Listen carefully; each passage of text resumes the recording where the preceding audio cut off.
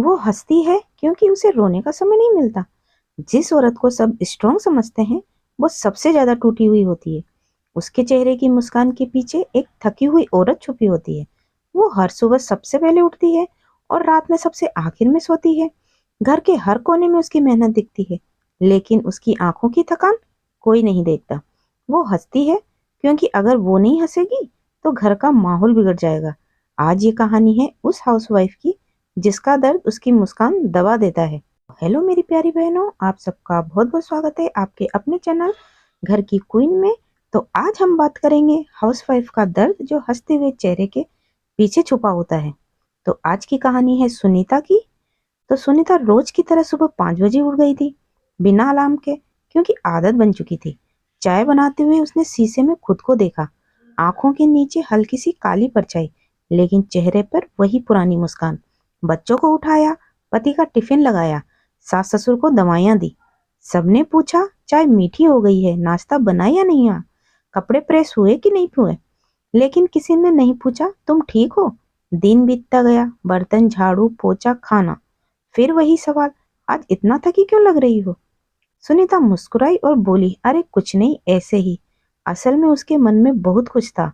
वो भी कभी सपना देखती थी, वो भी कभी कुछ बनना चाहती थी, लेकिन जिम्मेदारियों ने उसके सपनों को बाद में बदल दिया। रात को सब सो गए, घर शांत था। वो अकेली बैठी थी और पहली बार उस दिन उसने खुद से बात की, क्या मैं सिर्फ घर चलाने के लिए बनी हूँ? क्या मेरी थकान मायने नहीं रखती? आंसू आए, लेकिन उसने पोंछ लिए क्योंकि कल उसे फिर से हंसना था। वो हर दिन मुस्कुराती है क्योंकि उसे सिखाया गया है औरत का दर्द दिखना नहीं चाहिए। उसकी हंसी दरअसल एक पर्दा है, एक ऐसा पर्दा जिसके पीछे छुपा है एक थका हुआ दिल और ढेर सारे अधूरे सपने। दोपहर को जब घर थोड़ा शांत होता, वो खिड़की के पास खड़ी होकर बाहर देखती। वहां एक दुनिया थी जहां लोग जल्दी में थे, किसी काम के लिए, किसी सपने के लिए।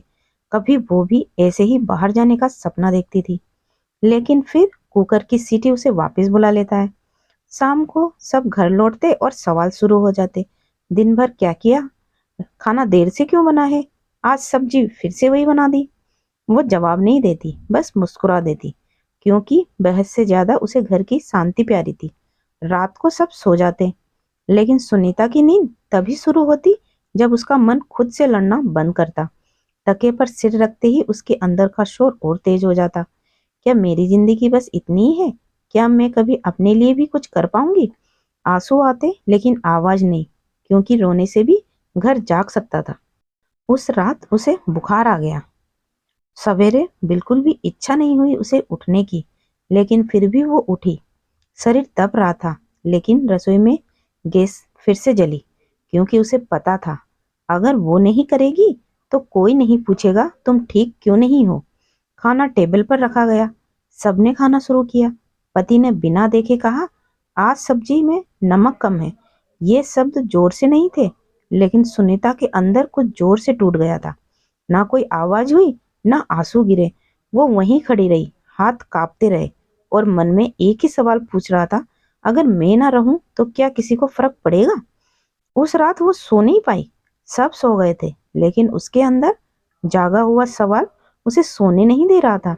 वो खिड़की के पास बैठी बाहर अंधेरे में देखते हुए अपने आप से बात करने लगी, मैं कब से बस निभा रही हूँ।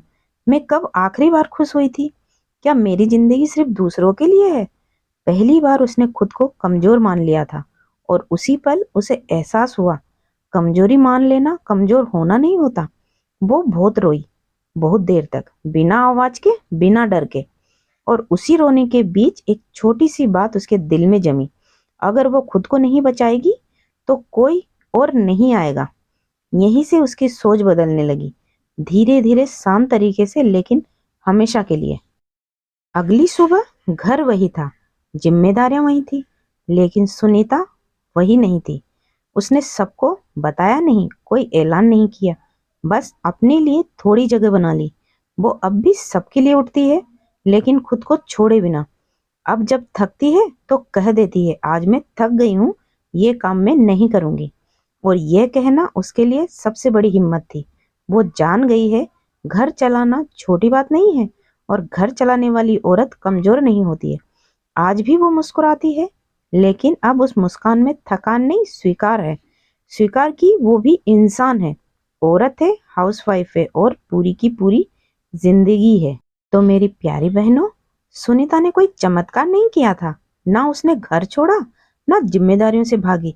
उसने बस एक छोटा सा वादा खुद से किया कि वो अपने लिए 10 मिनट निकालेगी।